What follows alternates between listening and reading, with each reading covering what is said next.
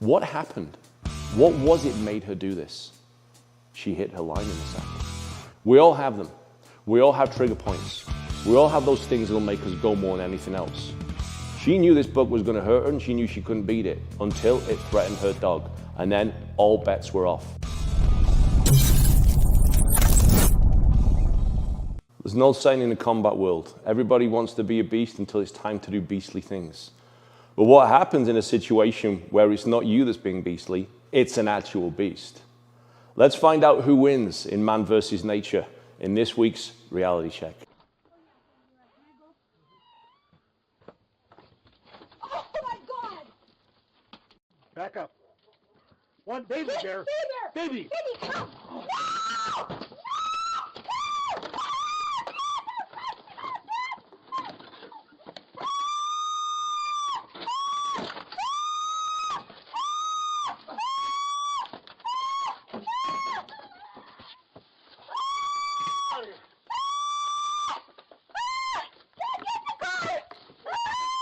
Baby.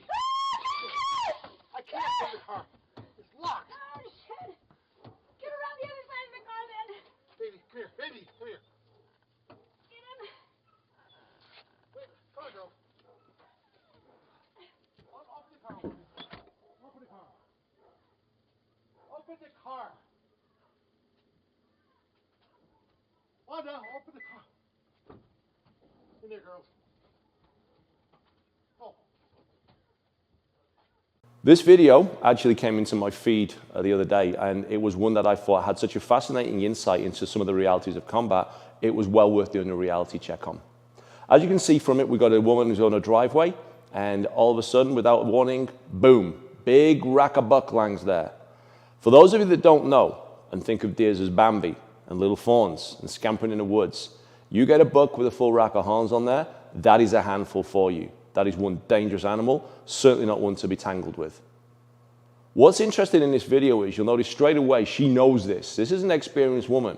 She's got a branded gear hat going on there. I'm pretty sure she's put a few rounds down the range. She knows this buck is not to be messed with. And you hear the voice, stay still, move away, back it off.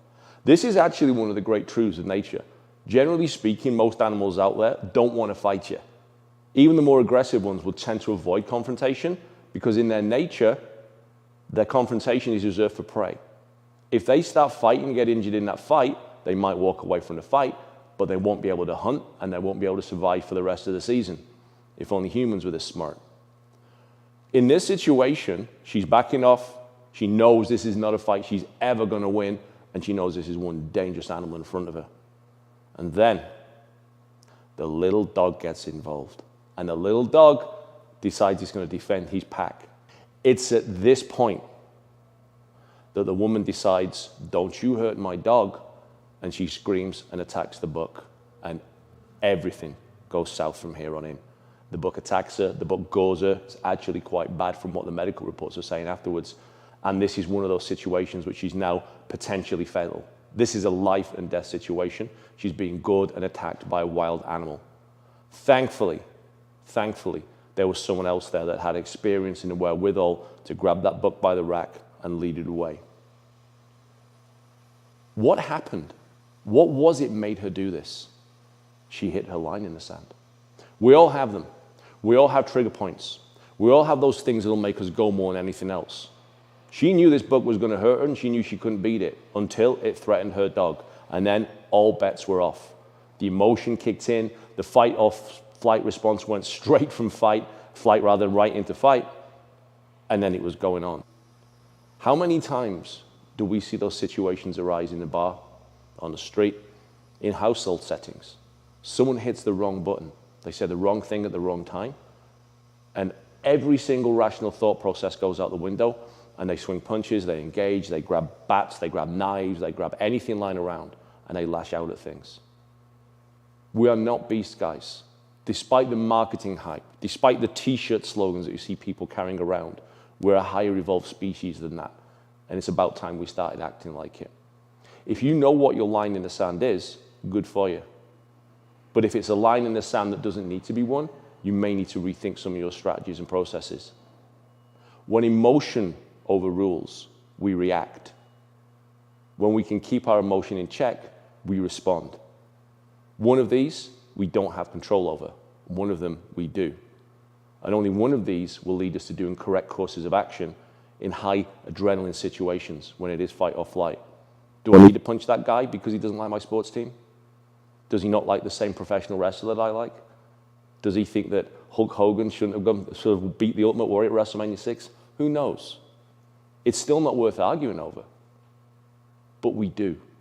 We do it constantly because we fight for our ego. Most fights come from three places: security, control, and approval. And that's what causes the issues for us.